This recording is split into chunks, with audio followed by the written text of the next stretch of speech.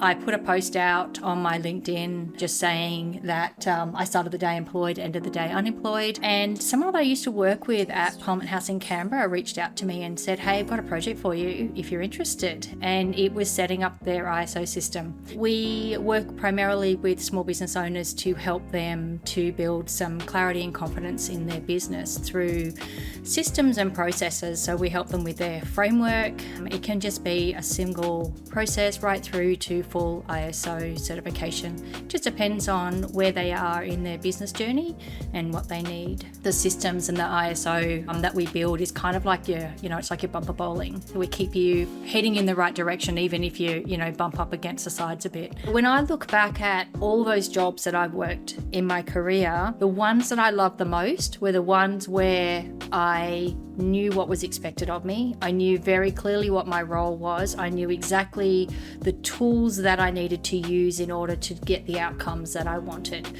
It wasn't your classical, I'm going to start a business and here's all the thinking I need to do it. I even called the name Justeen Kirk Consulting because I hadn't even thought about a business name. So I just started and I did all the things that you shouldn't do. So if you've got a process and people aren't using it, then that's also telling you something. In my opinion, that's in your service delivery because everything it hinges on your service delivery. So if you imagine your service delivery, or if you imagine your process map is kind of like a dartboard, service delivery is that center circle, and then you've got all of those supporting processes and systems support that bullseye. If we have a process and we can save, let's say, 15 minutes a week off that process. So if it's a service delivery process, it's probably used multiple times a day, several times a week across multiple people in the business, right? So for this example, let's use we say 15 minutes on a process per week, and we have 3 people in the organization that are using that process, and then let's go 10 processes. For those 10 processes, 15 minutes a week, 10 processes, 3 staff members. If you extrapolate that out over a year, and let's say a year is 46 weeks, so 2 weeks public holidays, 4 weeks annual leave, that's 8.5 weeks of time you've saved.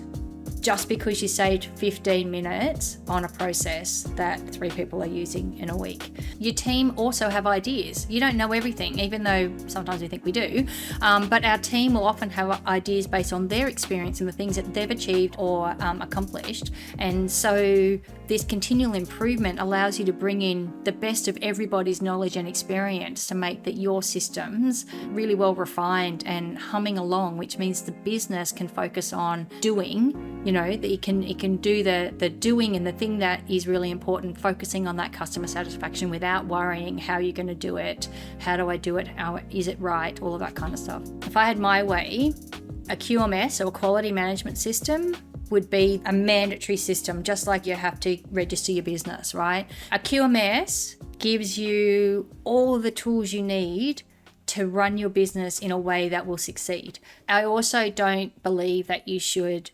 systemize everything either.